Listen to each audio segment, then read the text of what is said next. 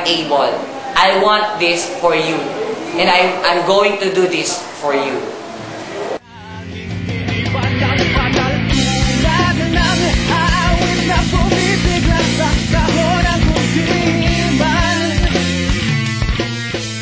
Na ang pinakamahalagang bagay sa buhay ng isang tao ay ang pagiging humble niya sa sarili niya. At masasabi ko po, sa grupo namin, ilang beses niyo man kaming batuhin, tatanggapin pa rin namin yon para sa inyo.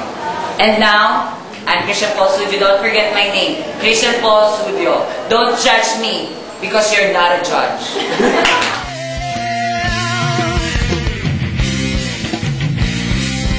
Hindi mo ang tawag ng lupang pinagmumulan ng kayamanan di mo rin pala natitikman.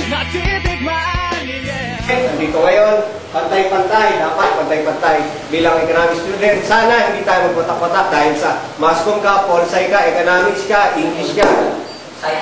Psycho.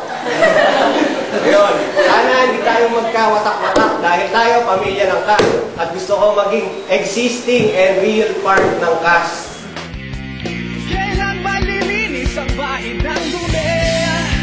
Hindi malaman pero pag-asa ay inaasam. Ikat ng hulihan natin. Gagamitin natin ang pondo natin kasi limited nga eh, di ba? Kailangan i-proper allocate natin yan. Wow! Come on now! Tatandaan nyo, kapag kumidlat, may apoy. At pag may apoy, ang vision magiging reality.